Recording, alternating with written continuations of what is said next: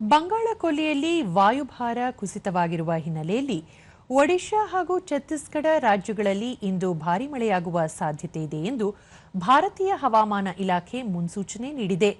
ಪೂರ್ವ ಉತ್ತರ ಪ್ರದೇಶ, ಪಶ್ಚಿಮ ಬಂಗಾಳದ ಕೆಲವು ಪ್ರದೇಶಗಳು, ಕೊಂಕಣ, ಗೋವಾ, ಮಧ್ಯ ಮಹಾರಾಷ್ಟ್ರ ಹಾಗೂ ಉತ್ತರಾಖಂಡ ರಾಜ್ಯಗಳಲ್ಲಿ ಧಾರಾಕಾರ ಮಳೆಯಾಗುವ ನಿರೀಕ್ಷೆ ಇದೆ ಎಂದು ಇಲಾಖೆ ತಿಳಿಸಿದೆ.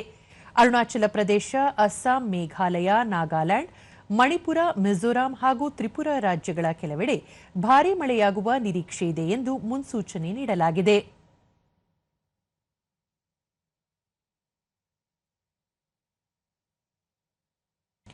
ಏತನ್ಮಧ್ಯೆ ಜಮ್ಮು ಮತ್ತು ಕಾಶ್ಮೀರದ ರಂಬನ್ಗೂಲ್ ರಸ್ತೆಯಲ್ಲಿ ಮಳೆಯಿಂದಾಗಿ ಭೂಕುಸಿತ ಸಂಭವಿಸಿದ್ದು, ಪರಿಹಾರ ಕಾರ್ಯ ಸಮರೋಪಾದಿಯಲ್ಲಿ ನಡೆಯುತ್ತಿದೆ.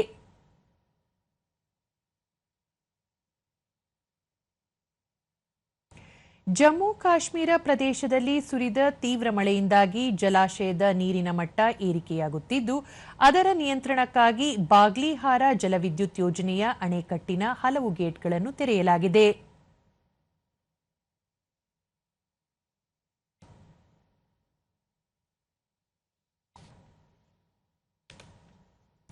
ಇದಲ್ಲದೆ ಕರಾವಳಿ ಆಂಧ್ರಪ್ರದೇಶ, ಕರಾವಳಿ ಕರ್ನಾಟಕ, ಪೂರ್ವ ಮಧ್ಯಪ್ರದೇಶ, ಗುಜರಾತ್, ಹರಿಯಾಣ, ಚಂಡೀಗಢ, ದೆಹಲಿ, ಹಿಮಾಚಲ ಪ್ರದೇಶ, ಜಾರ್ಖಂಡ್, ಕೇರಳ, ಮಾಹೆ, ಪಂಜಾಬ್, ವಿದರ್ಭ ಹಾಗೂ ಪಶ್ಚಿಮ ಉತ್ತರ ಪ್ರದೇಶದಲ್ಲಿಯೂ ಇಂದು ಮಳೆಯಾಗುವ ಸಾಧ್ಯತೆ ಇದೆ ಎಂದು ಇಲಾಖೆ ಮಾಹಿತಿ ನೀಡಿದೆ.